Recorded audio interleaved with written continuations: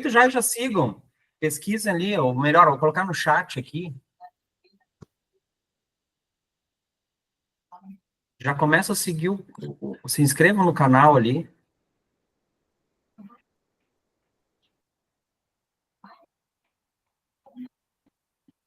Também no Instagram.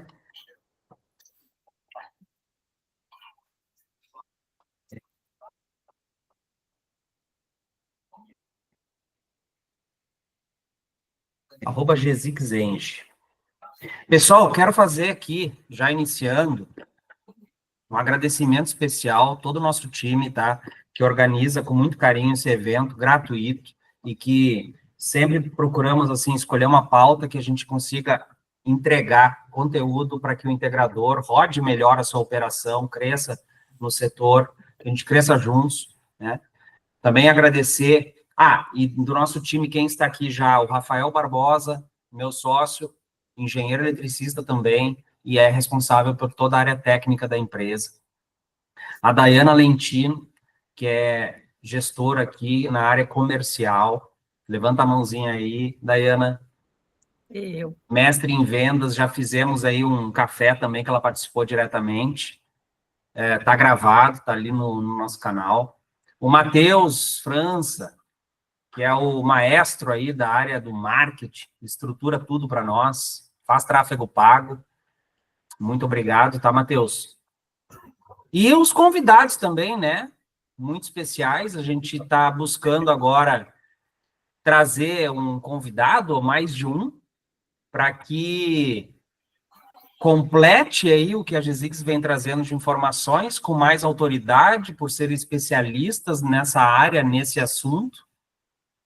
E estão aqui hoje o Gilmar, parceirão aí da Ergo, Energia Inteligente, o Everton também, advogado da Ergo. Quem mais? Daqui a pouco entra a Paula. Não vi a Paula ainda, daqui a pouco ela entra. Daqui a pouco ela vai entrar, tem um compromisso agora cedo. Tá no transfer escola, casa, escola. Sejam muito bem-vindos, tá? Vamos botar para quebrar. Obrigado. Vamos colocar bastante assunto que está pegando e não somente problemas, vamos trazer aqui soluções para dar um norte para o pessoal, tá? Também quero agradecer a todos vocês que acordaram um pouquinho mais cedo. Muitos não acordam esse horário, mas especialmente hoje no café se propuseram aí a buscar mais informações e eu acho que é isso. O carvão, se ele estiver longe da brasa, ele vai se apagar. A gente tem que estar sempre buscando informações, sempre se posicionando adequadamente no negócio que a gente faz, para que a gente consiga rodar com mais tranquilidade, com alegria, trabalhar com felicidade, não só com problemas, só com a nossa vida atrapalhada. Então, aqui a gente, no primeiro café, a gente falou muito sobre fluxo de caixa, sobre finanças, sobre misturar caixa de pessoa física, pessoa jurídica, e isso atrapalha tanto o psicológico que a gente não consegue, a gente trava a empresa, a gente não consegue vender, tudo fica conturbado. Né? Quando cai no tocante falta de vendas, falta de dinheiro, mexe com o psicológico, balança. Tá? Então, a gente já falou sobre isso, a gente já falou sobre o último café que está gravado, o primeiro a gente esqueceu de gravar, e o segundo a gente está gravado, está no YouTube. A gente falou sobre marketing, sobre vendas, sobre processo. Os processos que a gente precisa implementar dentro da empresa para que o setor comercial ele rode redondinho e que as coisas começam a serem mostradas para o mercado, né? Não adianta eu saber, eu ter um know-how em determinado assunto, eu fazer bem feito o meu trabalho, mas eu não conseguir expor isso para o mercado. Se eu não conseguir mostrar o que eu faço, se eu não estiver na vitrine de uma forma organizada, de uma forma que atinja o público que eu quero, no raio que eu quero, não vai acontecer. E a gente mostrou como estruturar, o que fazer, o que tem feito para a Gesix, para que rode legal. O Matheus trouxe case de integrador, o que o integrador está fazendo, como é que ele está trabalhando no tráfego pago, o seu Instagram, o site, como é que está estruturadinho para poder rodar essa máquina dentro do Facebook, trazer leads, fazer atendimento, fazer follow-up, como fazer isso, tudo isso foi falado no Café 2. E hoje aqui nós vamos trabalhar uma parte que é crucial também, que é regulatório. Porque imagina uma pessoa que está num negócio, mas não sabe a regra do jogo. Isso é um problema enorme. Como é que eu vou jogar futebol, por exemplo, se eu não sei o que é uma linha de impedimento, se eu não sei cobrar uma lateral, se eu não sei me posicionar, se eu vou jogar pôquer, eu não sei a regra do jogo, se eu vou jogar xadrez, eu não sei a regra do jogo, se eu vou jogar pife, canastra, eu não sei a regra do jogo, não tem como jogar. Infelizmente, no nosso setor, isso é muito comum. O pessoal vê uma oportunidade, como CPF, quer mudar de vida, quer entrar num setor promissor, e é muito promissor mesmo o solar, e vai continuar sendo, porque energia é uma necessidade, não é nada supérfluo, é uma necessidade de crescimento do país. Então, é crucial. A gente já vem falando disso há 10 anos, e continua sendo, não vai mudar. Então, assim, eu preciso estar junto com a brasa, eu preciso estar com a chama quente, eu preciso estar buscando informações, eu preciso saber jogar o jogo. E o jogo vai mudar. Dependendo do árbitro, vai ter uma mudança daqui e dali. E que é a concessionária, que é a ANEEL, né, o órgão regulador. Então, assim, é a política. E aí? Qualquer pedra que aparece na frente, eu vou desistir? Não. A gente vai falar aqui sobre inversão de fluxo. Infelizmente, a gente vê um lado do mercado querendo colocar um monte de pedregulho na nossa frente. Então, a gente, em paralelo ao nosso trabalho, a gente tem que buscar aprovar projeto de lei, tem que buscar melhoria para o setor, buscar defender o setor. Só que, de outro lado, eu preciso continuar trabalhando, eu preciso continuar vendendo, ou seja, eu tenho que trabalhar com estratégia. Não posso somente dedicar tempo a um PL que está tramitando no Senado, está tentando entrar numa pauta para votação, me dedicar a sindicatos e a organizações e ir para Brasília toda hora e tal. Tá, e a minha empresa? Quem é que vai pagar minhas contas? E aí a gente vê muitos desafios dentro disso, que são muitas barreiras que a gente vai falar. Quais são elas? Né? Gostaria de explicar como é que vai funcionar aqui nessa 1 hora, para a gente tornar ela bem produtiva, tá? Eu fiz essa primeira introdução, que a gente vai falar bastante aqui sobre inversão de fluxo de potência, barreiras e como a gente consegue contornar e conseguir continuar jogando o jogo. E também vamos falar sobre faturas de energia elétrica, ICMS e fio B. Especialmente isso, porque se a gente for falar de tudo sobre fatura, vai faltar hora. A gente vai falar sobre ICMS e fio B. E sobre contratos, quais são as cláusulas, assim, a chave que a gente precisa ter no contrato de compra e venda para nos proteger, né? Principalmente como garantias, rescisão de contrato, quebra de contrato. Muita gente fecha negócios com uma proposta, não tem um contrato. Isso tem gerado tanto problema, tá? Mas eu gostaria de que um pontapé inicial, que a Dayana do nosso time comercial aqui, que ela pontuasse uns 2, 3 pontos da área regulatória, né, sobre dificuldades com essa visão da inversão de fluxo, ou talvez algum ponto sobre fatura, contrato, fechamento de negócio sem contrato, porque ela lida com leads todos os dias, follow-up, acompanhamento no pré-vendas e tal, fechamento. E eu gostaria que ela trouxesse esses pontos, porque eles também vão servir de gancho para os especialistas que estão aqui com a gente hoje. Né? O Rafa levantou a mão aí também, então antes da Dayana eu vou deixar o Rafa falar, daí a Dayana coloca os pontos e na sequência a gente vai tocando os assuntos com o pessoal da Ergo, tá? Vai lá, Rafa. Bom dia, senhores, bom dia a todos. Não, na realidade, é uma dúvida já que faz o link com esses assuntos todos, tá?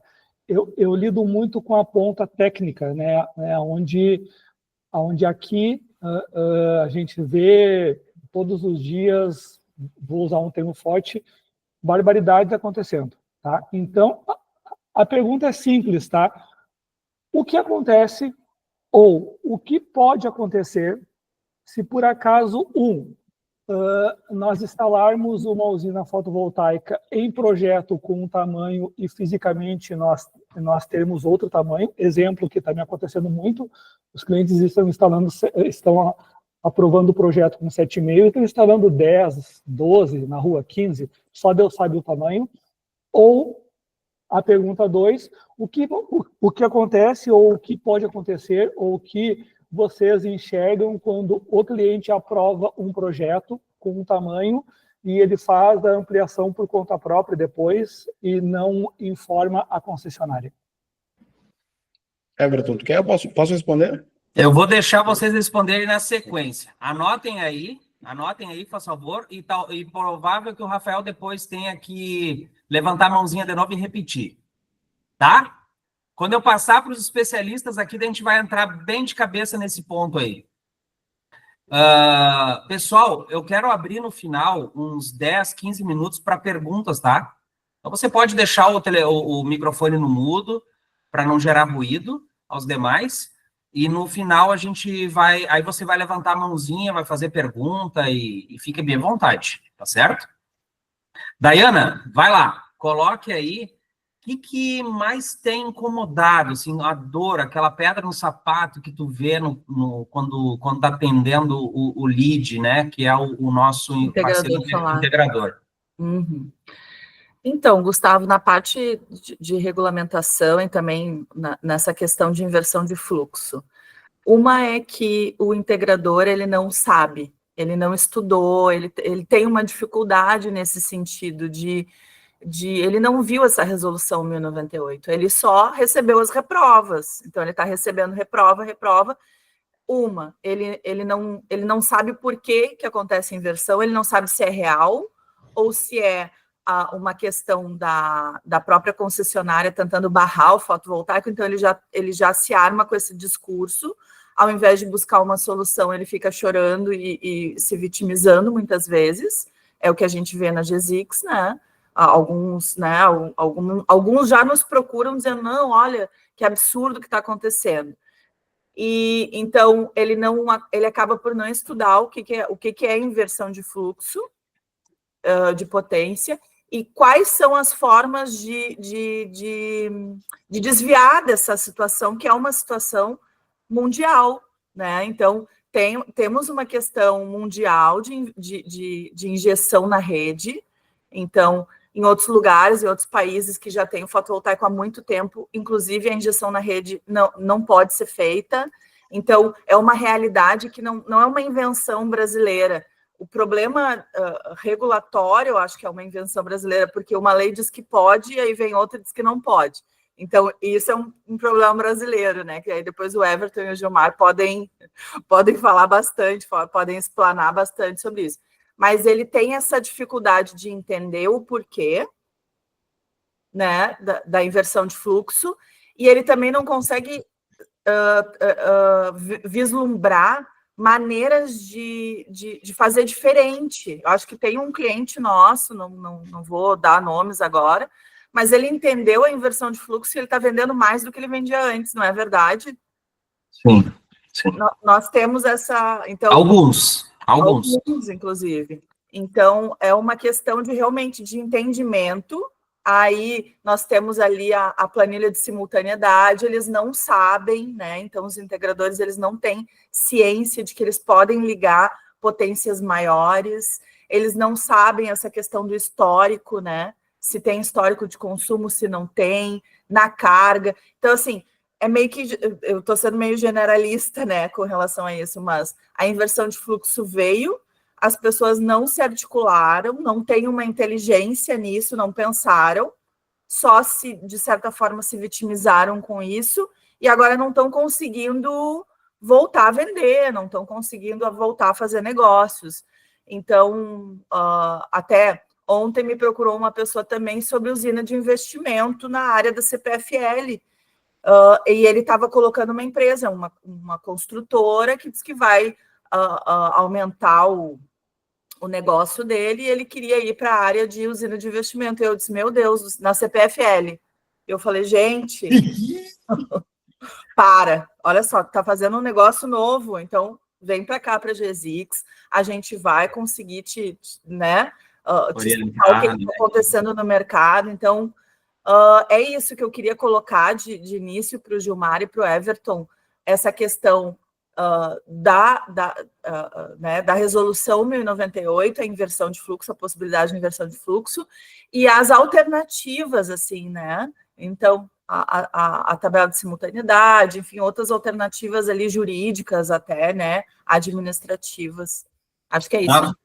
Perfeito, eu quero te agradecer, Dayana, e já passando para o Gilmar ou para o Everton, tá?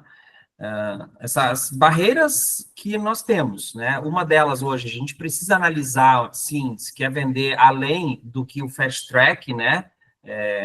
Ou melhor dizendo, lá no anexo E de muitas concessionárias fala que uma opção de não ser analisado inversão de fluxo para o teu cliente é você enquadrando num limite de potência de 7,5 kW e sendo autoconsumo local, ou seja, você utilizar, gerar e usar os créditos, né, o sistema de compensação na mesma unidade geradora. E para o mercado num todo se fala em fast track. É claro que você vai trabalhar o overload para cima desses 7,5 kW, mas a menor potência de conexão com a rede, seja CC ou CA, vai ter que ser 7,5. Então, isso é um ponto de barreira, de limitação, por quê? O que for acima dessa potência, e você não marcar essa opção, você vai entrar num setor que vai analisar a inversão de fluxo para esse teu cliente. E podendo vir qualquer resposta, seja de uma limitação de potência, você só pode gerar até tanto, seja tendo que colocar uma subestação de energia particular, enfim, pode vir qualquer coisa, e aí vai vir várias alternativas. Só que em contrapartida, para quem quer vender uma potência um pouco maior, tem um benefício que foi colocado, né? Um benefício, né? Uma espécie de... Vou te ajudar um pouquinho, setor. O cálculo da simultaneidade, ou seja, toda unidade consumidora, seja fabril, comércio, a residência é pouco, mas existe durante o dia bastante consumo. Então, por que não gerar energia e já absorver na carga? É isso que as concessionárias também querem. E tu não fique trocando e utilizando a rede. Então, inclusive, daí tem uma fórmula, que é do cálculo da simultaneidade, que você vai checar qual é a potência que você poderia, então, aprovar sem problemas de restrição, limitação de potência. Então, lá no pré-venda, quando você está orçando o sistema, você, quem sabe, já utilizar esse cálculo, que é, lá em outubro, o trabalho que a GSX fez, já de cara, fez uma planilha muito simples, você só entra com o histórico de consumo de 12 meses, precisa ter 12 meses, e também a classificação dessa fatura, se é residencial, comercial, industrial, rural, serviço público. E aí vai te dar potência.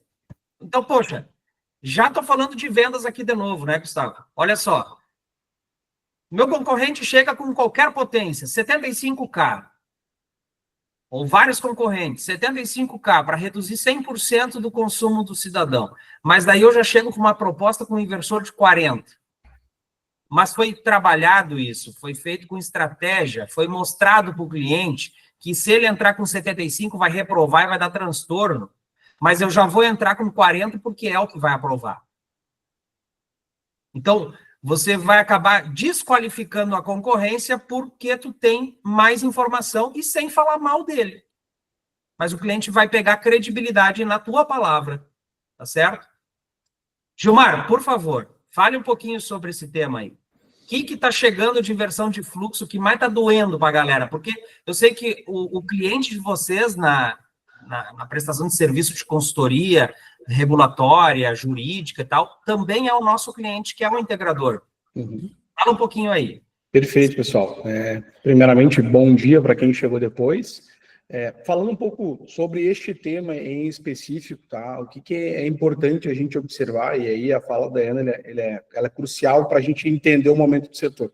A gente tem duas figuras. A gente tem um integrador, que ele está todos os dias com a 1098 embaixo do braço e estudando o tempo todo sobre isso, quais são as possibilidades, nos chamando para entender o que a gente está fazendo, o que vocês estão fazendo, enfim.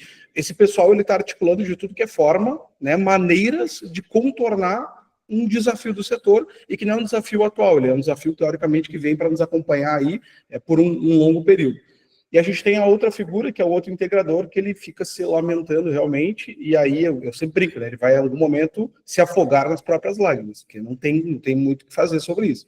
Então, e aí eu tenho certeza que todo mundo que está aqui hoje é a figura 1 que eu citei, porque inclusive acordou mais cedo, mudou a rotina para estar aqui observando o que está sendo feito. De modo geral, tá? Quando a gente está avaliando a questão de vendas, e aí tu citou, né? Que é a questão de tema sexo ou não. A grande maioria dos integradores vem citando para nós que não é um problema de vendas que estão enfrentando. Então, venda não é o problema. O que normalmente eles estão dizendo eu não estou conseguindo acompanhar o regulatório para entender as melhores soluções para apresentar. Então, percebam que lá na ponta, no front, eles estão com clientes interessados em comprar. Eles estão conseguindo aplicar as técnicas de venda. O problema está aqui, no que a gente vai falar agora, tá? 7,5 é uma opção. Gilmar, mas é um limite ruim? É uma boa opção. Por vezes, o que acontecia? Se a gente observar as vendas que aconteceram nos últimos anos, elas estão limitadas até 30 kW. A grande maioria. A gente está falando de quase 95% das vendas do Brasil. A gente está falando de 30 kW. Onde, na grande maioria, tinha alocação de excedentes para pelo menos 2 unidades beneficiárias. Então, eu estou falando que tem 3 unidades beneficiárias envolvidas. E eu estou falando que eu consigo instalar 3 vezes 7,5 em cada unidade. Mas eu tenho uma limitação de espaço. Tudo bem, é um outro desafio que a gente possa enfrentar em algum momento. Mas entendam como é possível a gente, sim, trabalhar com articulações e formas diferentes de vender. O PG, que é a forma que, inclusive, vocês criaram uma planilha para deixar ainda mais mastigado essa solução. Muitas pessoas ainda estão falando, e a gente vê nos grupos de WhatsApp a disseminação de informação errônea, né? Mas eu só vou vender 7,5 agora? Não, claro que não. Consegue adequar a potência ao consumo do cliente. Essa movimentação da ANEEL, isso é muito relevante. A movimentação da ANEEL, e já desde a 1059, então desde a regulamentação da Lei 14.300, é um foco de liberar muito mais a geração para o consumo local. Então, retirar esse problema que se tem em muitas redes, onde a gente tem uma demanda muito expressiva de geração de energia e não tem consumo, né? Que é, por muitas vezes, o que nós tínhamos no modelo de locação de usinas, né? A gente botava numa área remota, ruralzão lá, instalava 1 mega de usina e não tinha consumo ali próximo. Então, se a gente for observar esses desafios, ainda é possível, né? Eu citei 2 formas aqui, da gente conseguir continuar realmente fazendo o setor emergente, então crescendo cada vez mais realmente. E assim, vamos parar para analisar um pouco. A gente até então estava num setor que ele estava numa crescente absurda. A gente começou a ter uma maturidade de mercado. Então, isso automaticamente faz com que a gente tenha que tracionar um pouco os nossos negócios. A gente não vai só ficar subindo 500% todo ano, isso não existe. Em algum momento a gente precisa realmente criar uma atração, amadurecer um pouco mais e com isso entregar soluções diferentes. Eu nem citei híbrido, eu nem citei zero grid, só foquei em 2 para vocês realmente conseguirem entender como o grande volume de venda, que é até 30 kW, a gente consegue vender. Aí, só citando também o exemplo da Dayana, para não me prolongar ainda mais, a gente tem algumas pessoas, né, se inserindo agora no mercado e por desconhecimento, não sabendo que a locação hoje, o aluguel, na verdade, de equipamentos, ele realmente é um desafio quando a gente está falando de limite da micro, tá? Então, esse é um ponto relevante, é bem relevante. De fato, este modelo em específico, eu acredito que foi o mais prejudicado, tá? Realmente, isso é uma verdade. As usinas de investimento, você fala, né? Isso, exatamente. Mas mesmo esse modelo de negócio em específico tem soluções. Então, hoje já tem uma série de modelos de negócio sendo desenvolvidos em aluguéis, só que eles estão trocando um pouco, não estão trabalhando tanto na usina remota, e sim mais na usina local. Então, é possível também desenvolver dentro do modelo de locação de usinas outras formas de se beneficiar. Então, é só para vocês pincelando aqui realmente algumas soluções, como é possível contornar a inversão de fluxo, é possível continuar atuando em modelos de negócio, mas adaptando-os ao cenário atual de mercado. Tá? E também, né, Gilmar, por exemplo, na CE Equatorial, falando aqui do Rio Grande do Sul, falando de outras concessionárias pelo Brasil, Celesc, Santa Catarina, Copel, tem muitas que, acima de 75K, até 300 kVA de subestação, não pede cabine primária. Não pede cabine, é isso aí. Perfeito, e eu já iria fazer uma subestação para conectar essa usina. Uhum. E é o que muitas estão pedindo, às vezes para 60 kW, para 75 kW, querendo Sim. que você coloque uma subestação particular. Mas vamos lá. O investidor, para começar, para ele investir no negócio de usina de investimento, ele tem que estar diversificando o patrimônio. Uhum. Não pode ser toda a reserva de dinheiro Isso. da vida dele. Daí, por quê? Porque não é para ele. Se é o 300, 400, 500 mil que ele tem, que é a reserva da vida dele, que deixe num CDB, D mais zero. Aí é responsabilidade nossa de informar e não criar ganância de tomar o dinheiro desse cidadão, porque você vai quebrar essa pessoa, você vai causar um dano para essa pessoa. Por que eu estou falando isso? Cara, tu tem vários desafios até tu rodar a usina. Você tem gestora de crédito de energia que tem que rodar muito bem como tua parceira, você tem que ter uma concessionária que não vai te trapacear, você tem que faturar sempre, tem que cuidar da usina, a usina não pode parar. Então, tem vários desafios. Todo investimento tem o ônus e o bônus. Tem o prêmio que tu ganha por assumir mais riscos ou menos riscos. Uma usina de investimento, querendo ou não, é uma diversificação de renda em alto risco. Eu, que sou da área e tenho uma pequena usina de investimento, eu digo, é de alto risco. Eu dou valor ao meu dinheiro, seja pouco, seja muito. Então, a gente tem muito risco porque, cara, eu tenho uma concessionária que me atrapalha, eu tenho um cara que eu tenho que conectar na minha usina, que ele tem que permanecer, ou mais de um, ou senão eu tenho que ter rotatividade, tenho que estar mexendo em anexo G, eu tenho prazos longos, não é quando eu quero, é quando os terceiros querem. Às vezes eu tenho que acionar o Everton da Ergo para me ajudar, às vezes eu tenho que acionar o Procon. Então, ouvidoria de ANEEL, Reclame Aqui. Então, assim, a gente tem que vender com responsabilidade. Esses dias eu peguei um cidadão, um integrador, também novato, que o cara ia morrer daqui a 1 ano e meio, já foi decretado pelos médicos. E o cara estava querendo, e o cliente estava querendo fazer umas 10 usinas de investimento e colocar no nome da mulher. Cara, desculpa, mas para começar, a terra dele tem que ser feito desmembramento, e desmembramento não vai aprovar. É uma usina de 1 mega, então, que tu faça ali. E não vai ficar pronto em 1 ano. E você está causando um problema para essa esposa. Você tem que mostrar real pro cara e não querer tomar o dinheiro de 10 vendas. Esse cara vai morrer e vai deixar, querendo deixar um legado para a mulher, mas vai deixar um baita de um problema. Pega essa grana e deixa no CDB, velho. Orienta, dá real. Tu vai crescer mais na tua vida sendo verdadeiro, sendo honesto. O cara tá preocupado só no bolso do cliente, cara. Então, assim, a gente tem inversão de fluxo, daí onde é que eu quero chegar? A venda estratégica, se eu tenho que fazer já uma subestação para 75K em alguma situação que a concessionária peça, e ele tem grana, não é somente aqueles 300, 400, 500 mil ali que é da vida, não, ele tem grana para diversificar. Vamos fazer uma usina de 450K? Vamos fazer uma usina com um transformador de 300 kVA? Vamos no limite da subestação simplificada com medição em baixa tensão?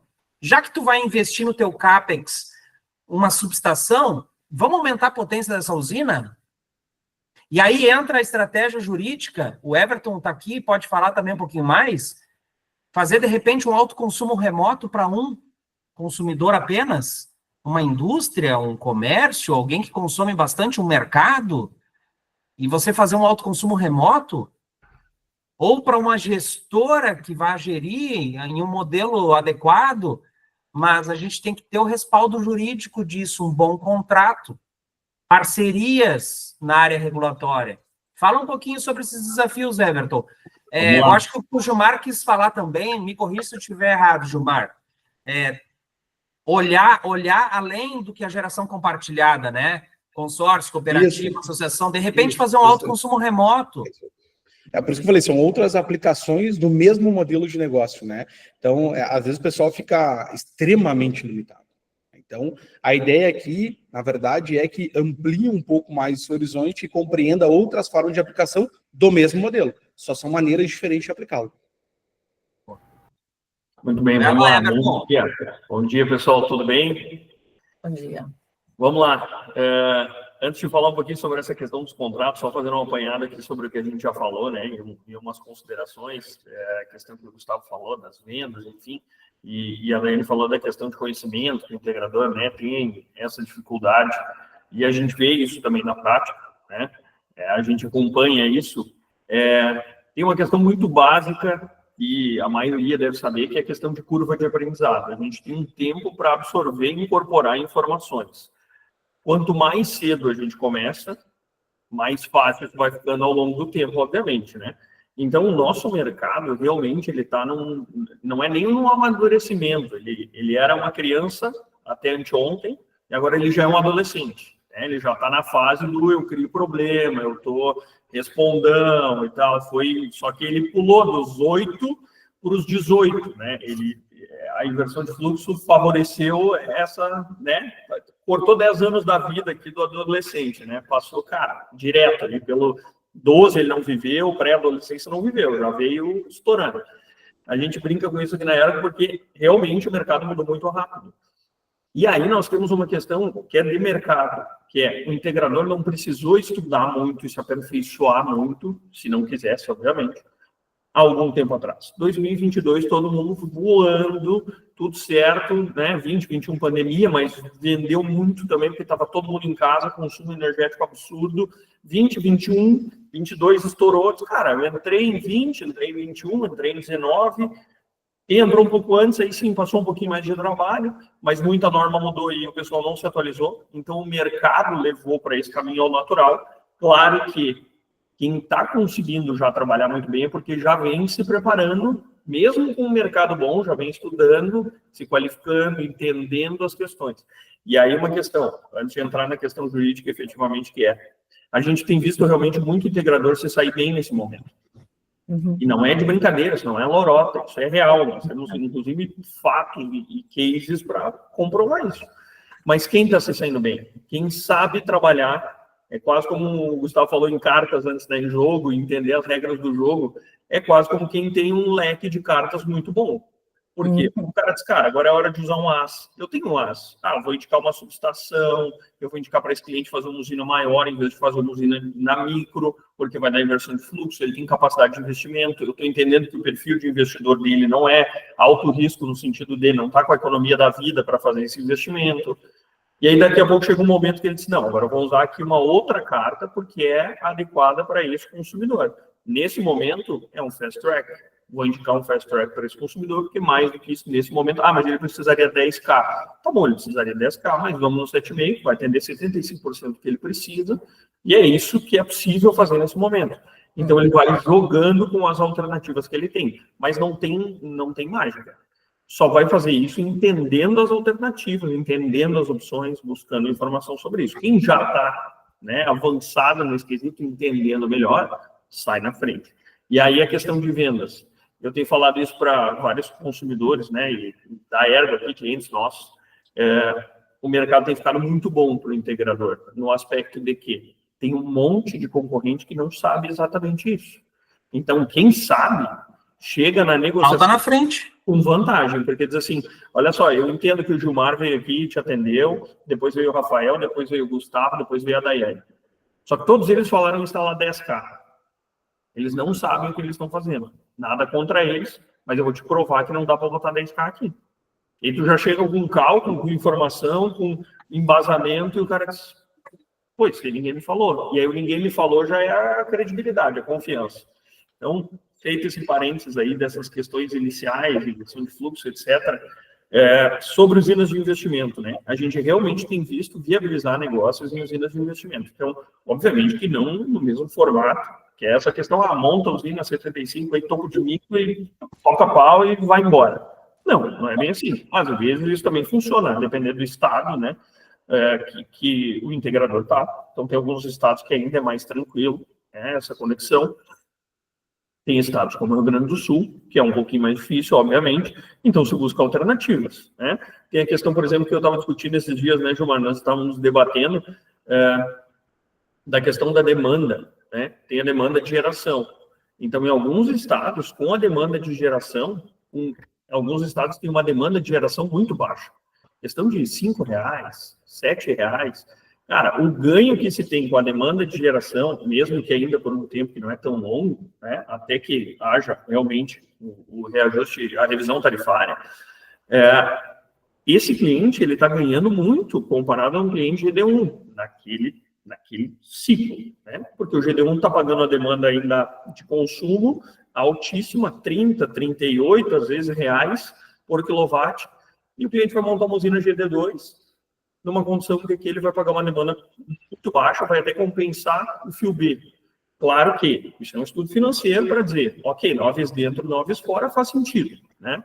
Não é só porque ele sai ganhando mais que vai virar um bom negócio, tem que avaliar. Mas é uma questão que, por exemplo, se não se fizer um estudo, se não tiver um conhecimento, vai passar despercebido. Tem integrador que nem sabe que tem, por exemplo, o estado vizinho, que a demanda é muito mais baixa do que aqui, a demanda de geração. Aqui já é baixa, lá é mais baixa ainda. Gustavo, por favor. Não, só para completar o que você estava comentando, vai fazer um autoconsumo remoto para um terceiro ou para uma empresa mesmo, né? O consumo próprio.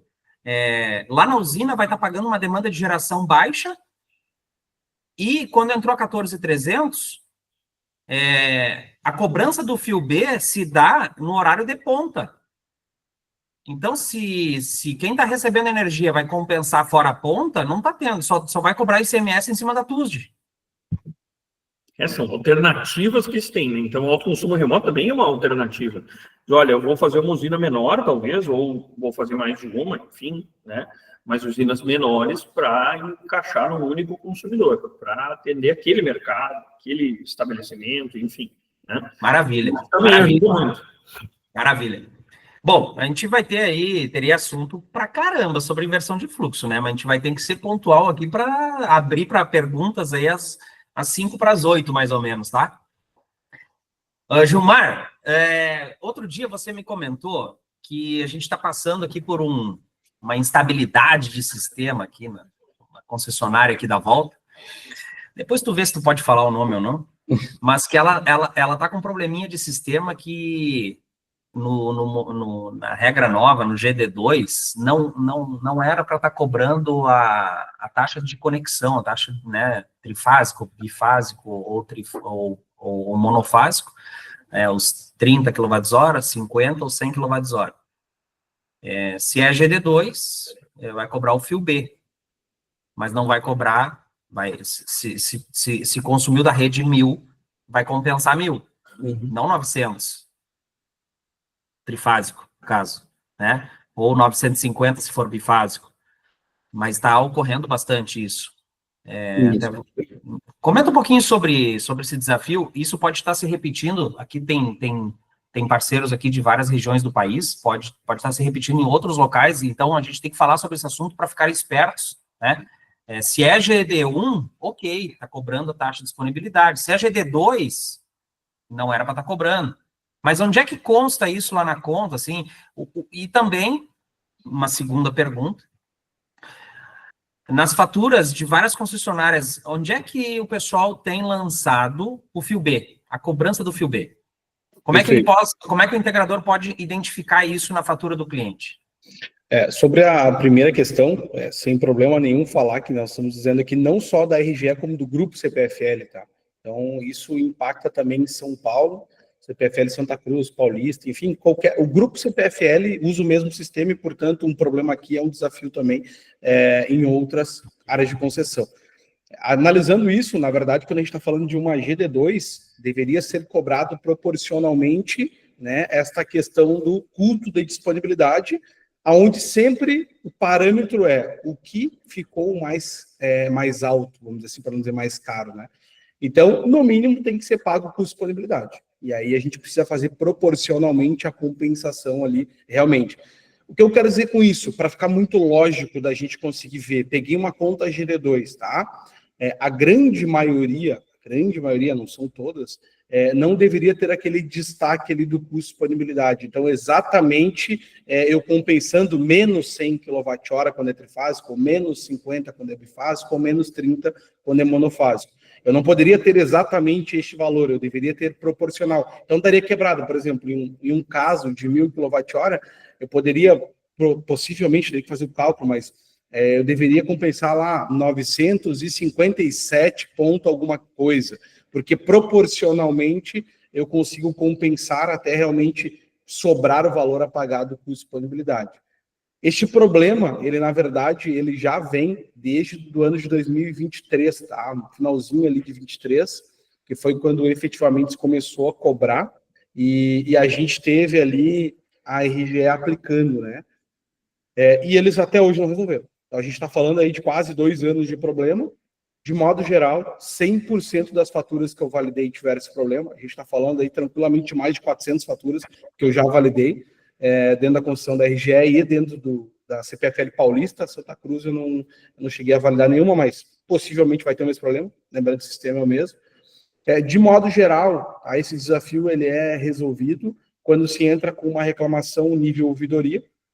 Normalmente se consegue reverter a nível ouvidoria, e aí o que a distribuidora faz? Ela não proporciona, ela não começa a proporcionalizar, ela na verdade ela retroage esse cliente, fatura ele momentaneamente como GD1, ou seja, deixa de cobrar o fio B, porque ela não consegue realmente resolver isso via sistema atual, para proporcionalizar. Para que não aconteça mais o erro, o que ela faz? Ela deixa de cobrar o fio B, aí sim ela pode destacar os 100 kW, porque ela está equiparando a uma GD1, e vida que segue, até eles conseguirem resolver. Tá? Os comunicados oficiais que eu tive, eles não têm uma previsão de resolver, inclusive eu tive na última Intersolar, eu tive que sair da Intersolar para fazer uma reunião, inclusive, com a gestão de ouvidoria, como a Ergo foi responsável por um volume muito expressivo de reclamações do grupo CPFL, e aí, sobre esse tema em específico. E a gente foi chamado para debater sobre esse tema, e realmente, na época, a visão era que em dezembro estaria resolvido. Nós estamos em abril, não se resolveu. Então, não se tem, eu costumo dizer que esse problema não tem. Eles tentaram me dar outras previsões, não tem. Então, eu diria para todos os integradores que estão aqui com a gente hoje, observem nas faturas dos clientes de vocês, vejam isso, é muito claro, né? Se torna muito claro quando tu percebe que eles estão destacando exatamente o custo de disponibilidade. Só uma ressalva, tá? Isso é para clientes GD2. E aí vim respondendo a segunda pergunta, que é onde a gente identifica a questão do fio B. Isso é variável de distribuidora para distribuidora, e é muito variável, inclusive. Se a gente for considerar aqui dentro do Rio Grande do Sul, as duas grandes concessões, né, CE Equatorial e a RGE, elas hoje estão aplicando de uma forma muito parecida, onde elas estão na fatura sem tributos, tirando a parcela do fio B que não é compensável, então 45% do fio B. E já o grupo equatorial, né, então a gente tratar Equatorial Pará, enfim, outras equatoriais, elas estão fazendo aquela questão do benefício bruto e líquido. Então, são formas variáveis realmente, tá? Mesmo a equatorial, ela destaca lá, diz o redutor de compensação. Então, são formas variáveis. Vou focar aqui no Rio Grande do Sul. Acho que a grande maioria é do Rio Grande do Sul, só para a gente ter uma abrangência maior. Vai ser possível ver na coluna, na tarifa sem tributos ali, um valor diferente na TUJ. Por que eu estou ressaltando a tarifa sem tributos? Porque se vocês só observarem a tarifa com tributos, também tem influência da não compensação do ICMS. Então, isso pode se tornar confuso. Por isso que é importante que vocês procurem a tarifa sem tributos e observem a diferença que tem da TUS de consumo para a TUS de compensação. A diferença entre essas duas, eu vou ressaltar, vou ser redundante, mas só para ressaltar, sem tributos, é ali que está a questão do fio B. Então, a parcela que não é compensada do fio B. Ali ele vem normalmente o ICMS em cima da TUSD. Daí nós estamos falando da coluna com tributos. Com tributos, exatamente. Com tributos, ICMS Antúzio, tá, mas lá na primeira coluna, sem tributo, o preço base, ali já está descontando o FIU-B, né? O FIU-B, é isso aí, exatamente isso. Então tá. E agora vamos para contratos. O chão do Everton. Cara, o que a gente vê aqui de fechamento de negócio sem contrato, eu acho que sem margem de erro, mais de 90%. Né, Dayana?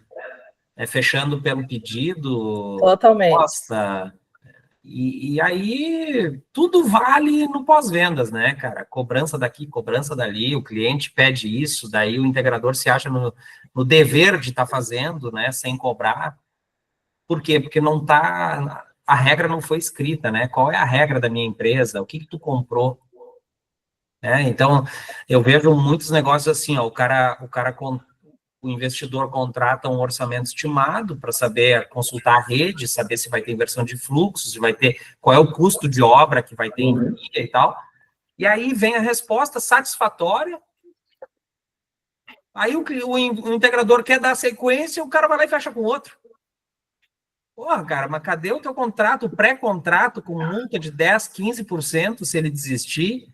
Né? Então, antes de passar o bastão aí para ti, eu quero pedir para o pessoal, coloque aqui no chat o teu nome, a tua empresa, o nome da tua empresa, a sua cidade, e também vai colocando perguntas, as dúvidas. Depois, na sequência, aí a gente já vai começar a responder. Vai lá, Everton. Vamos lá. Primeira questão importante aqui que a gente precisa falar é que a proposta comercial tem valor. Então, isso é uma questão extremamente relevante, tá? E não sou eu que estou dizendo isso, é o Código de Defesa do Consumidor. Então, uma proposta comercial, ela é válida. A formalização com o cliente na proposta, ela pode gerar obrigações e responsabilizações. Então, muitas vezes, a gente pega... o contrato tá ok, tá tudo certo. Só que tem previsões na proposta que se o cliente final quiser acionar, o problema está na proposta e não só no contrato. Eu já vou entrar no contrato, mas um passo antes do contrato, que é efetivamente a proposta. A gente tem, por exemplo, que é muito comum na integração, tá? Colocar uma estimativa, eu chamo de estimativa, e aí já está o alerta. Estimativa de geração, estimativa de retorno financeiro daquele investimento. Se não tiver a palavra estimativa, lembra, a proposta tem valor. Está dizendo lá que o sistema vai me dar um retorno ao longo de 25 anos de R$1.200.000. Daqui a 25 anos eu vou querer R$1.200.000. Se não der certo, a responsabilidade é do integrador. Agora, do momento que coloca só uma palavra, estimativa, projeção, né? Mas, cara, não estou te dizendo que é R$1.200.000. Estou dizendo que é uma projeção que vai gerar R$1.200.000. Se gerar 1.500.000, 1 milhão, era uma projeção, não era resultado absoluto. A geração do sistema. Geração do sistema é fatal. Ninguém bota que é uma projeção. Bota lá, o sistema vai gerar, na média do ano, X, na proposta. Por mais que o contrato diga algo diferente, lá na proposta, o integrador está se obrigando. Então, a primeira questão não adianta só um contrato. Primeiro tem que ter contrato, né? Vamos lá, agora entrando no contrato, mas tem que também observar o processo de formalização como um todo. A proposta comercial está neste processo. Então, assim, eu não tenho contrato. Não quer dizer que não está obrigado a algumas coisas, porque tudo que está lá na proposta já é obrigação. Então, quanto mais informações na proposta, mais exposto à cobrança esse integrador está. E isso não é um problema por si só. É um problema quando ele não tem um contrato que esclarece algumas questões ou até que aprofunda algumas das questões. Então, a proposta é o primeiro ponto. Não adianta ter uma proposta que promete mundos e fundos e ter um contrato extremamente simples ou não ter um contrato e achar que não está obrigado a fazer nada daquilo. Está obrigado, sim. Se o consumidor ingressar, está obrigado. E até pior, porque tu não tem o contrato para dizer, não, peraí, depois do contrato a gente ajustou, adequou, mudou, tinha que mudar, né? Enfim, isso tudo é básico, porque daí tu pode colocar uma cláusula no contrato que diz, o que está valendo é o que está aqui, o que foi dito antes, acertado antes, etc. Boa. Não é o que está absoluto, o absoluto é isso aqui. Mas, obviamente, que a questão é ter um contrato. E aí, falando de compra e venda, que é o contrato, obviamente, mais usado, e, sem sombra de dúvidas, é o mais importante para a integração. Tá? Algumas das questões principais são a garantia, obviamente, nem que seja dizer que essa garantia vai respeitar o que o fabricante informar e depois entregar as informações, né, para esse cliente, qual é a questão do fabricante, né, qual é o tempo de garantia, quais são as condições. Questão de rescisão, obviamente, a rescisão do contrato. Questões até mais simples também do que isso, essas são questões, né, extremamente pesadas e mais importantes, mas, por exemplo, a gente já viu problemas de coisas simples, que é a lista de rateio da distribuidora não está sendo respeitada pela distribuidora. Quem é o culpado disso? Se não tiver nada em lugar nenhum, é o integrador, porque é para ele que o cliente vai ligar. E aí não é que o integrador se salve de tudo, mas ele vai dizer, não, olha só, inclusive no nosso contrato consta que se eu informar corretamente o que tu me pediu e a distribuidora não fizer, é culpa dela. Eu vou te ajudar a resolver. Mas eu quero deixar bem claro que está lá, inclusive, no nosso contrato, que eu não sou responsável pela execução da lista de rateio. Sou responsável pela informação. Agora, ela não está executando, eu informei, né? É uma das questões que é simples. Vamos lá, isso aqui ninguém está inventando a roda. Não são, né? Tem coisas muito simples e tem coisas mais técnicas, mais aprofundadas. Gustavo, por favor. Não, o anexo G, rateio de créditos, né, dividir os percentuais, isso vai acontecer naturalmente ao longo do tempo. Sim. O cliente vai aumentar o consumo de uma unidade consumidora, vai diminuir na outra. Isso é normal. O fato é, está escrito isso que é por conta tua, pela eternidade, como o cliente normalmente trata o sistema fotovoltaico como uma geração infinita de energia? Não, né? Então, você tem que cobrar. Então, você tem que dar, na verdade, a opção. Ó, você solicita através desse e-mail. O formulário está aqui. Eu te dou o formulário em Word, que é o que foi aprovado na concessionária na época. A gente disponibiliza toda a documentação que o integrador faz o projeto aqui. Não fica nada com a gente, tá? Então, claro, fica salvo, mas ele tem acesso. O que eu quero dizer é que ele pode, por conta própria, pedir um novo ajuste, ou o integrador pode prestar esse serviço. Se a GSIX vai fazer, a gente vai cobrar. Um valor simbólico, mas a gente vai cobrar, porque alguém vai parar a atividade que está produzindo para fazer a dele. Então tem que ser cobrado. O integrador vai parar para dar essa assessoria, tem que cobrar. Ah, mas não quero pagar. Então faça por conta, está aqui o documento, solicite para a concessionária. É isso. Ele é dono do sistema dele, ele é dono da unidade consumidora. Isso tem que estar claro no contrato. E o Rafa, pergunta de novo, formula aí o que tu tinha colocado lá no início, e fala um pouquinho também dos rolinhos que está acontecendo na CE Equatorial, por exemplo. Problema com o medidor mal instalado, não vem o lançamento da GD na conta. Bom, tem acontecido algumas coisas essa semana, né? Mal começou a semana e já está acontecendo. De toda ordem, né? Mas são dúvidas pontuais que eu recebo na ponta aqui, né, todos os dias. Então, repetindo, tá? O que acontece, ou o que pode acontecer, essa é a pergunta 1, se eu, por exemplo, instalar um inversor de 7,5 ou aprovar um inversor de 7,5 no projeto e instalar por conta própria lá um inversor de 10, 12, 15. Essa é a pergunta 1. O que pode acontecer também se, por acaso, eu fazer a usina com um tamanho, homologá-la e instalar por conta própria depois um inversor e não informar a concessionária? Essa é a pergunta 2. Terceira pergunta, então, baseado no que o Gustavo, né, disse, e o que a gente pode tomar como ação funcional, tá? E aí eu tenho uma linha de pensamento sobre isso, o que acontece quando a concessionária erra? Por exemplo, o medidor que a concessionária instalou lá está danificado, ou ela instalou um medidor com fiação invertida. Quais são as medidas cabíveis que eu posso tomar? Eu, como consumidor, quando eu me sinto prejudicado, eu vou em vias legais, que é o PROCON, consumidor.gov, reclame aqui, né? Isso funciona, né? Mas olhando pelo lado de vista da concessionária, como é que a gente faz para resolver isso?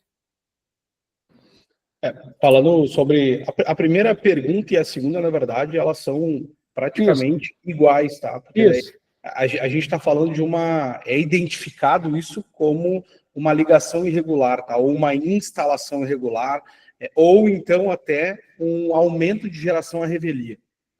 Então, falar sobre isso se eu tiver, em algum momento, um aumento de geração à revelia e prejudicar a rede, eu posso ser penalizado, além do que eu vou falar. Pode falar.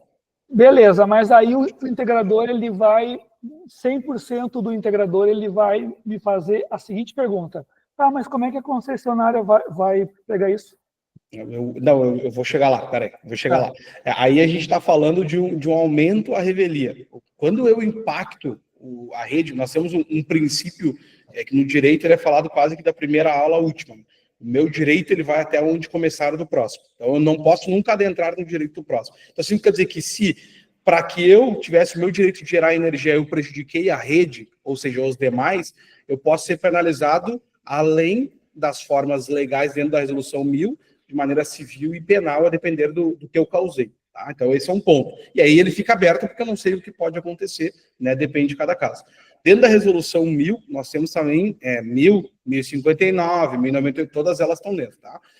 Falando sobre isso, a gente vai ter a desconsideração ou descontabilização de todo o benefício que tu teve, né, oriundo desta ampliação. Então, a concessionária vai ter que fazer esse levantamento. É quase certo que ela vai errar a favor dela. Então, isso eu falo por experiência própria. Ela vai botar volume a mais para que tu acabe sendo prejudicado. Então, isso, experiência própria, já aconteceu várias vezes com clientes nossos. Isso é um problema. Então, significa que em algum momento vai vir uma fatura lá com um valor único, tá? Esse é um ponto. Ele vem com um valor único e tu vai ter que pagar ou tu vai ter que negociar essa dívida. Então, esse é um problema. Outra questão que ela pode fazer, ela deveria notificar, mas ela pode também já desconectar esse cliente da rede, alegando que ela isso é um pepino, hein? apresentando um risco para a rede, evitando sempre algum problema futuro que pode nunca acontecer, mas assim como pode acontecer. Então, é possível. Eu diria que esses seriam os principais problemas, tá? Receber uma multa, entre aspas, nada mais é do que uma cobrança em valor, né, de tudo que foi ali realmente deixado de ser contabilizado pela rede, de ser desconectado da rede, ficar sem energia. Aqui eu sempre falo uma coisa sobre desconectar da rede. Se vocês olharem na resolução, tem previsões legais para religamento quando tem erro da distribuidora. Por exemplo, ela desconectou o cliente, mas ela está errada. Ela não é justificável o desligamento. Ela precisa religar esse cliente super rápido, em torno de 6 horas, são momentos realmente bem rápidos. Mas quando não é um erro dela, não tem previsão legal. Não tem previsão nenhuma. Então eu sempre digo sobre isso. Se não tem previsão legal, é no grito. É no grito. Exatamente. Quem gritar mais vai ser. Então olha o problema. Talvez o cliente vai ficar 2, 3 dias lá sem energia. Pode acontecer, realmente. Como ela vai identificar isso? Tá? Que essa pergunta sempre vem. Se a gente observar, aí tem duas análises de mercado que a gente tem que fazer. Eu vou tentar ser muito breve nisso. Uma fazem mais ou menos 10 anos que os governos, sai um, entra outro, eles estão tentando aperfeiçoar os medidores de energia. Tá? Faz muitos anos que isso acontece. Então, a gente está passando por uma transição não só energética de consumo, como também de parametrização de qualidade de fornecimento de energia. E como é que tu mede isso com medidores mais qualificados? O medidor hoje de baixa tensão, ele é extremamente ultrapassado. O Rafa sabe muito mais do que eu sobre isso. Então, esse é um ponto. Então, em algum momento, a gente vai ter a alteração de todos os medidores. Inclusive, o Mercado Livre, se abrir para o varejo, para o Grupo B, vai acelerar isso, tá? É mais esse ponto. 2028, né? Isso, perdão, tá? Mas isso vem ao encontro, então, ao investimento que a CPFL está fazendo agora de 800 milhões em medidores. Isso aí. Inclusive, a gente teve, né, informação interna, tá? Por um parceiro nosso, que a CPFL ela já começaria, a partir desse investimento, a mudar alguns medidores em alguns locais aqui na região. A gente só não tem a informação ainda de onde, nem quando e nem como, mas isso vai acontecer. E Vai aí, começar. Sim. Oi? Cortou. Vai começar por quem tem GD instalado. Normal. óbvio. E certamente de potências daqui para baixo. Esses são os estímulos, tá? Aí que tá o ponto. A gente tem uma ideia do governo, que faz total sentido, porque ele quer entender a qualidade de energia que está chegando no consumidor, mas isso não é benéfico para as distribuidoras. Então, isso foi retardado por um longo período, né? Atrasou muito. Aí, agora, a concessionária começa a receber estímulos para que ela faça. Como uma das formas que ela foi estimulada via um regulatório é cobrar a TUGG BT, para baixa tensão. Então, ela foi estimulada, de certa forma, por uma evolução do mercado de GD, a trocar os medidores para que ela comece a cobrar a demanda de geração para baixa tensão. Então, tentei ser muito breve nessa questão, mas a forma que ela vai começar a contabilizar é assim, ela vai começar a trocar o medidor. Inclusive, a RGE e CE Equatorial estão atrasadas num ponto de vista de permissionárias, né? A Sertel já faz isso, a Sertagem eu não sei, mas a Creral faz isso. Então, as permissionárias já estão trocando medidores. Aí nós temos um princípio no direito da isonomia que eu não posso diferenciar os iguais e nem equiparar os diferentes. Então, isso significa dizer que ela não vai pegar, por exemplo, e trocar de todo mundo, porque financeiramente não faz sentido. Mas ela possivelmente vai pegar pequenos grupos e ela vai trocar desses pequenos grupos, para que ela equipare os iguais. Tudo mais. Sim. Exatamente. Então, esse é um ponto relevante. Rafa, então respondendo, ela vai trocar o medidor, vai conseguir fazer a leitura da geração, né, da injeção de energia, e aí, em algum momento, ela vai montar ou ela vai realmente fazer uma vistoria lá em loco. Tá, só mais uma então. Só mais uma. E quando o distribuidor, veja bem, está vendendo inversores de 10 kW com etiqueta de 7,5. Porque... Vamos por partes agora. Vamos lá. Já estou sabendo disso, tá?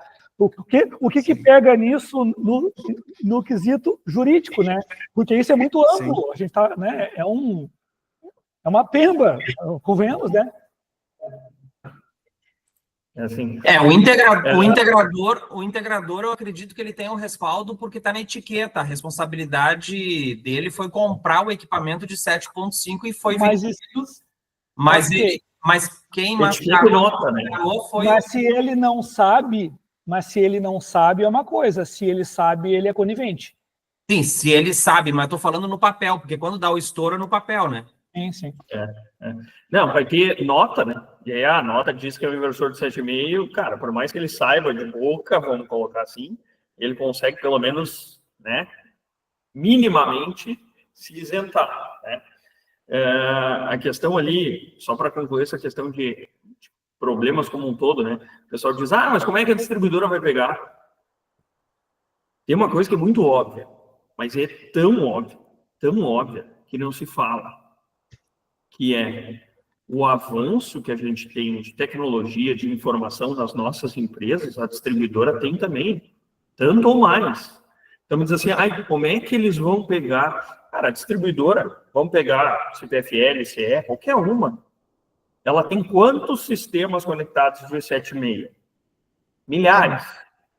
E ela pode pegar a informação da média de geração de todos esses sistemas no instalar de dedos.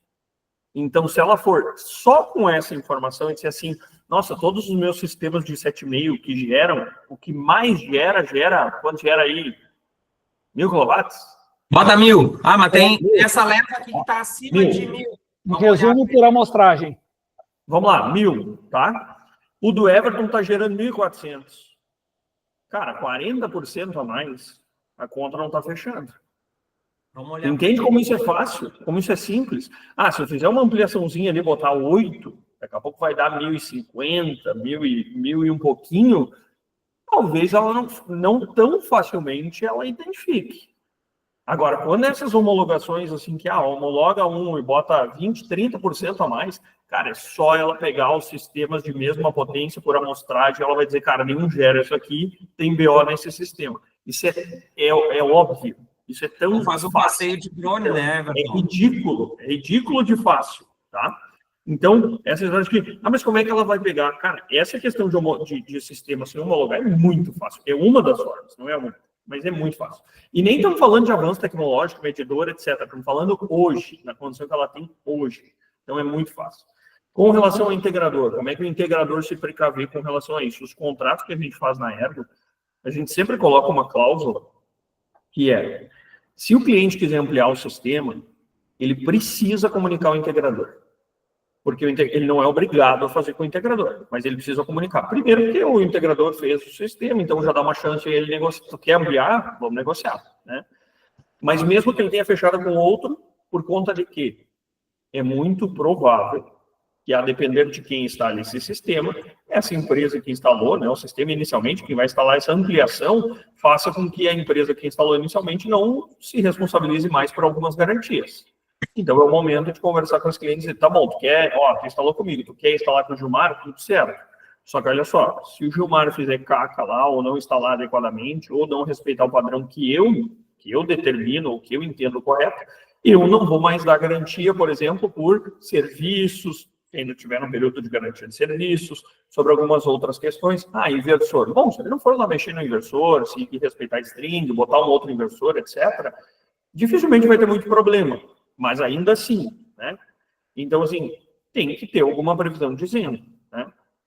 Efetivamente, vai mexer no sistema como um todo, até manutenção, a cláusula vai falar sobre isso, que deveria ser feito com quem instalou. Não é uma obrigação do cliente, mas ele precisa, pelo menos, informar para garantir que ele não perca essa segurança com relação ao que foi feito, a segurança, né? Com relação a garantias que ele tem. Maravilha. Pessoal, coloque aqui no chat, por favor, coloque agora. Quem é do Rio Grande do Sul? E eu já vou abrir para pergunta, tá? Aí você vai só clicar na mãozinha aí e eu vou dar a vez aqui, tá? Mas coloque no chat aqui agora, por favor. Quem é do Rio Grande do Sul? Quem atua no Rio Grande do Sul? Tem uma outra questão, Gustavo, que a gente falou ali de um pré-contrato, né? Enfim, algum documento inicial. Com relação a isso, tem documento que isso pode fazer, tá? A gente chama de acordo de intenção, que é um documento antes do contrato, dizendo, olha, eu quero instalar um sistema e a minha intenção é instalar com a G6, né? E aí a G6 vai dizer, eu quero instalar o teu sistema e eu vou tomar providências para isso. Eu vou fazer uma consulta na distribuidora, por exemplo, e nesse termo de adesão já vai ter, obviamente, previsão dizendo o que tem que ser feito por cada uma das partes. E vai dizer que se tudo correr bem, se o sistema for possível de instalar, eu vou ter que instalar esse sistema. Se eu não quiser instalar o sistema, eu pago um valor. Aí tem duas formas de fazer, as mais comuns, na verdade. Tem mais de duas, mas essas são as mais comuns. Uma é, o integrador faz esse termo inicial, esse acordo de intenção, e cobra um valor do cliente já, que é o valor que ele não vai devolver se o cliente desistir. Ou ele coloca no termo de intenção que se o cliente desistir, ele vai cobrar pelo serviço que ele já executou, que é exatamente o mesmo valor. Basicamente, o que a gente pergunta aqui na Ergo é quanto custa essa parte inicial e quanto efetivamente tu precisa receber se o cliente desistir. Quanto tu quer ganhar com isso? Eu quero ganhar, sei lá, os 8 mil que vai custar e mais 10% de multa sobre o contrato. A gente transforma isso num valor e diz, o que tu vai pagar pelo serviço é isso. Ou tu paga isso antes e eu desconto isso depois, ou tu não me paga, mas se tu desistir, eu vou te cobrar. Perfeito. Chega no mesmo fim, tá? Tem gente que quer cobrar antes porque diz, cara, eu já dou seriedade, ele já dificilmente vai desistir, e se realmente o projeto não aprovar, né? Inversão de fluxo, não tem como fazer, provavelmente o integrador vai devolver, talvez não todo o valor, mas uma parte que é, cara, eu vou pegar só realmente o meu custo, eu vou descontar, e o resto eu vou te ressarcir. Então, é algo muito possível. Lembrando que a questão da inversão de fluxo, se for um contrato já, se for esse termo, obviamente que tem que ter no termo, né, esse acordo de intenção, se for no contrato, o contrato tem que prever, tem muito integrador, e é normal, vai assinar um contrato e depois vai submeter um projeto. Se efetivamente não tiver lá que a inversão de fluxo ou questão, né, de homologação do projeto não são responsabilidade do integrador, o cliente pode cair de pau e dizer, tu disse que tu ia homologar o projeto. Tu me vendeu um sistema homologado conectado na rede da distribuidora. Não me importa o que aconteceu. Tu não me disse que podia não conectar e que não seria culpa tua. Agora conecta. Beleza. Mas eu não posso conectar, então me indeniza. E assim vai. É uma questão que passa, né? Agora está causando aí um furor. A gente tem vários clientes. Meu contrato... Ou seja, prever. tem que estar bem aconselhado e tem que estar no papel. Olha o quanto é importante isso, o papel, né? Porque essa questão da proposta, eu acredito que a maioria dos clientes não sabem, Everton, que a proposta tem valor. Então, eles escrevem o que passa na cabeça. Promete tudo na proposta e depois... Exatamente. Então, eles não fazem contrato. Esses dias a gente solicitaram para nós um laudo técnico, né, Gustavo? De um sistema que não está gerando, enfim, e a pessoa não tinha contrato. Aí ele tinha proposta, entendeu?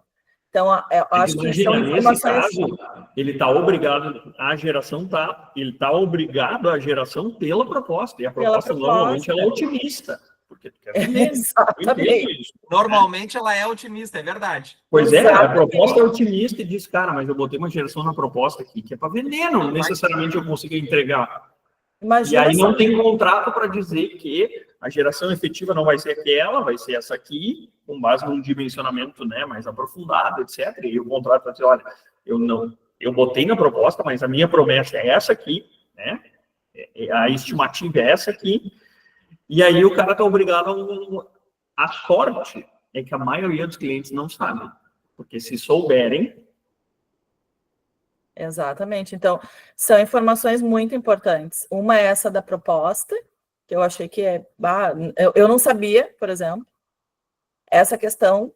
E também a que o Gilmar falou que, gente, não dá para fazer o que a gente quer, né? Não dá para ir lá e ligar um sistema de 10, porque olha o prejuízo que esse cliente vai tomar. Ele pode ser desligado, desconectado da rede.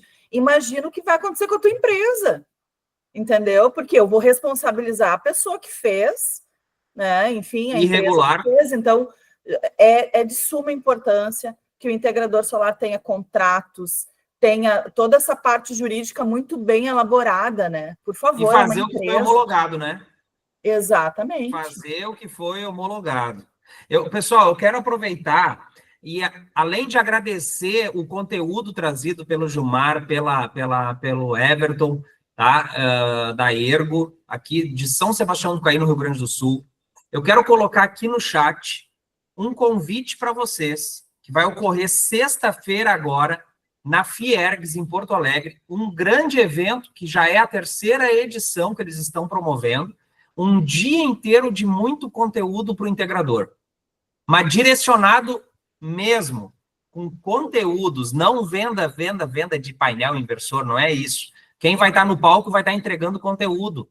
E é para você rodar melhor a tua máquina aí. É para você trazer teu time, tá? E para você trazer teu time, inclusive, eu vou te dar um cupom. GZIX10. Você vai entrar lá e você vai colocar 10% de desconto. Tá certo? Para trazer a galera. É um dia, gente, para afiar o machado. Um dia. Se você é de Santa Catarina, aqui no Oeste... ou no sul de Santa Catarina, tá próximo também, pega o carro e vem. É um dia, bate e volta. O Matheus está vindo de Santa Catarina, do nosso marketing, né? Faz questão de vir e tá atualizado também. Olha aí. O Orlando estava aqui dentro também, ó. O Orlando lá de Tijucas também, proprietário da GT Place. Eu sei que ele entrou aqui, não sei se ele continua aqui, mas ele tem que vir também buscar informação. Entendeu? Aproveita o descontinho. Tá? Paula, te apresenta aí, Paula, e completa o meu convite que eu fiz. Fala um pouquinho sobre o que vai ter lá. Daqui a 1 minuto eu volto, tá? Certinho. Bom dia, pessoal, tudo bem? Eu sou Ana Paula, então, sou sócia dos meninos aqui na Ergo, faço a nossa parte interna, né, financeira, administrativo, comercial, os meninos que atendem vocês e eu que faço a nossa máquina rodar aqui, então, né? Em relação ao evento, realmente a gente está trabalhando bastante para ser um dia com bastante conteúdo, bastante troca. Eu vou pedir para o G6 mandar depois também um cronograma para vocês.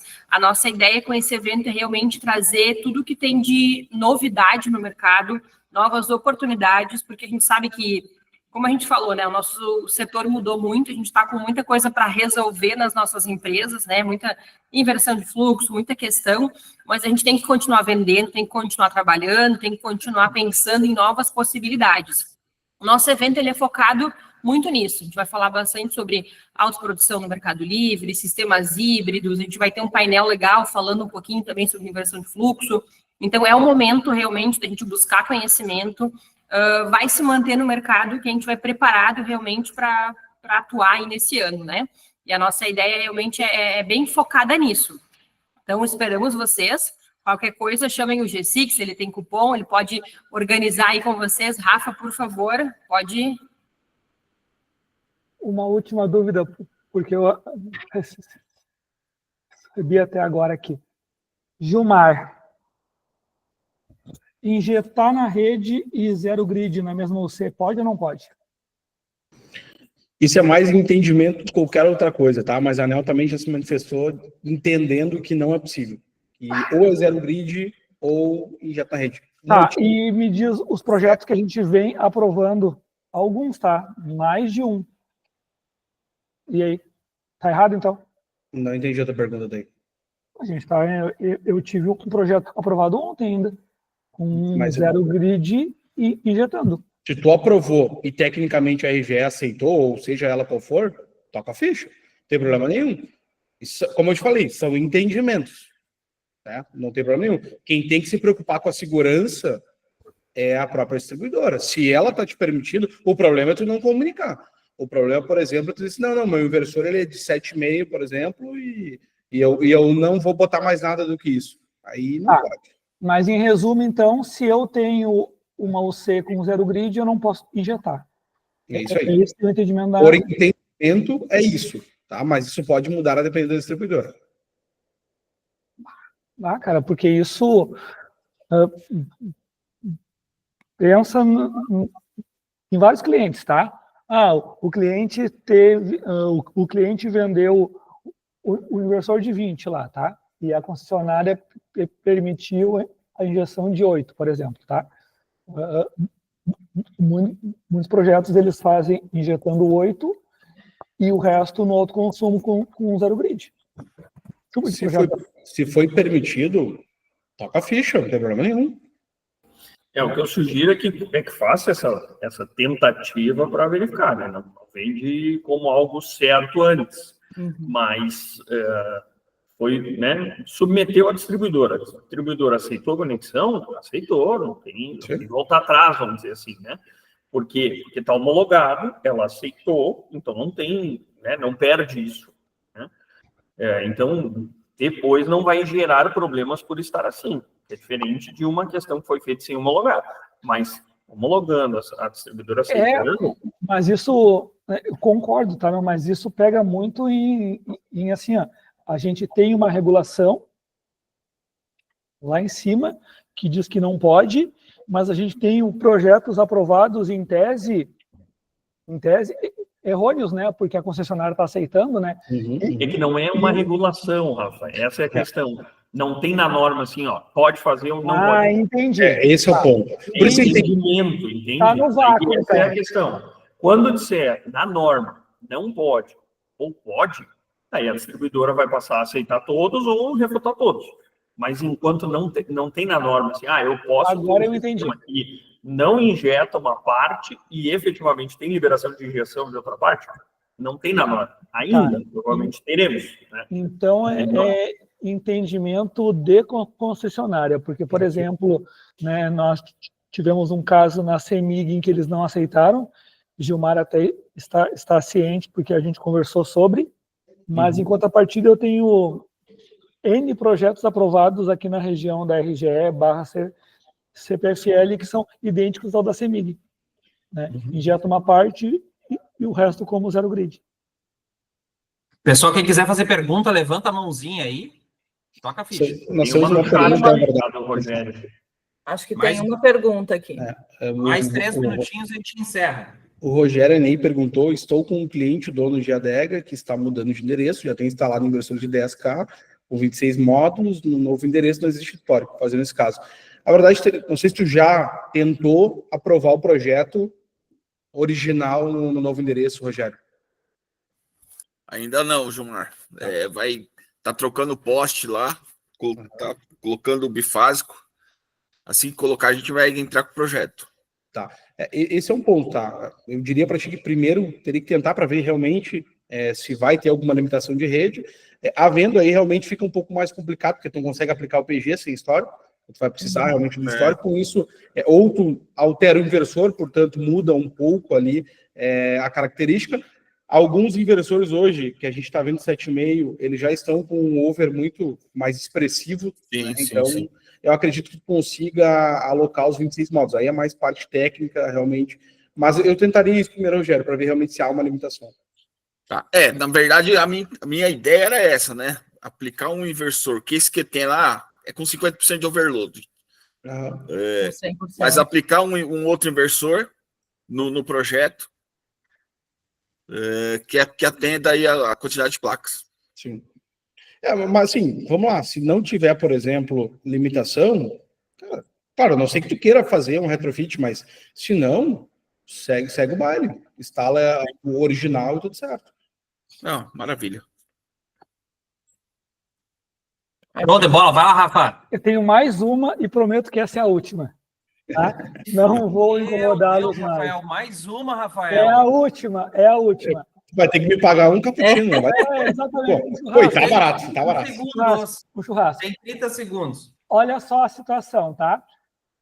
Muitas dúvidas quanto a isso. O cliente tem demanda contratada, tá? Uma demanda contratada lá do seu 100, tem um TR que atende a usina e ele quer migrar para optante B. Beleza, tá?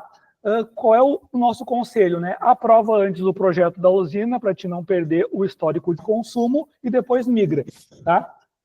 Tem um caso em que o cliente migrou antes e perdeu o histórico de consumo, aí a RGE detectou lá inversão de fluxo e no cálculo de simultaneidade ela não considerou porque ele não teve histórico de consumo. Uhum. E aí? Tá certo ela? Não tem como a gente resolver. Porque assim, quando tu muda, pensa assim, ó, mudei a titularidade, tá? Teoricamente, mudei a realidade. Sim. É o inquilino, né? É alguém. A realidade vai ser a mesma. Quem disse? Não sei. Então, na visão dela se mudou a titularidade e eu não tenho um histórico que me comprove a realidade desse novo titular, fica só no diz que disse, entende? Então, no meu entendimento, infelizmente, tá certa, não tem o que fazer. Então a gente tem um caso de um parceiro nosso que aconteceu exatamente isso. Mas assim, ó, o volume de integradores fazendo isso é absurdo. É absurdo. Por isso que tem que contratar a GZix, tem que contratar a Ergo, tem que fazer inteligência. Dayana, foi bom tu ter colocado. Não basta somente abrir parceria com a GZix. Uhum. Antes de fechar, tem que perguntar. Tem que usar a parceria, né?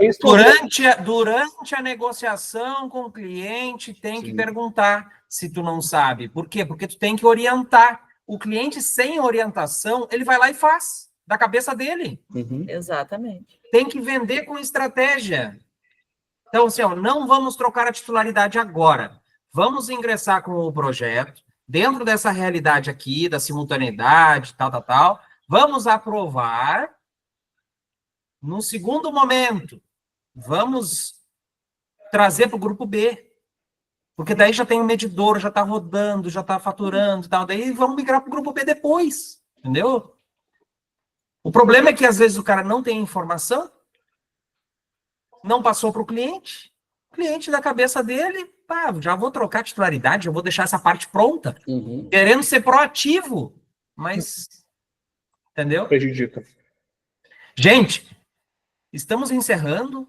Quero agradecer demais pela presença de vocês. Nos vemos na sexta-feira num grande evento, terceira edição do Ergo Experience, em Porto Alegre. A gente consegue tirar ainda mais dúvidas aí, né? Aí, pessoalmente, é mais tranquilo. Gente, é a oportunidade de vocês alugarem o pessoal da Ergo. Olha aqui, ó, o Gilmar, eu sei que vai. O Gilmar da Capital Solar. Ele saiu já. A esposa também lá, Kathleen. Quem mais que está aqui que eu sei que vai? O Matheus França. Quem mais vai? Levanta a mão aí. E vamos nos ver lá. A GZix vai ter um stand também, a gente vai estar expondo, vai ter bastante assunto, vai ter sorteio, vai ter bastante brinde da GZix lá também, tá? A Dayana vai estar no front atendendo a galera, tirando as dúvidas ali. Eu também vou estar por ali, o Rafael. Então, tamo junto, gente. Vamos só agradecer aqui a Ergo por ter participado e trazido esses assuntos, tá? E que a nossa semana seja maravilhosa, que Deus nos ilumine aí, que a gente consiga fazer bons negócios, tá bom? Amém. Tá certo? Valeu, Mateuzinho, obrigada, gente. Mateuzinho, depois que o pessoal da Ergo aqui dá uma última palavrinha, dá um tchauzinho, tu pode encerrar então a gravação, tá? Fica à vontade aí, pessoal da Ergo, quiser. Tchau, pessoal, dar foi uma um prazer. palavrinha. Foi um prazer. Qualquer coisa que precisarem, estamos à disposição. Espero ver todos vocês aí na sexta-feira no nosso evento. É isso aí, pessoal. Lá no evento é importante que vocês estejam junto com a gente e se atualizando. É importantíssimo isso.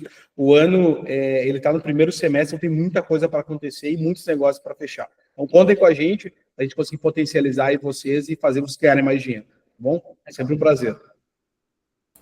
Até mais, pessoal. Nos vemos na sexta-feira. Espero ver todos vocês lá. Boa. Até mais. Até Até mais. mais. Tchau, tchau. Tchau, tchau. Tchau, gente.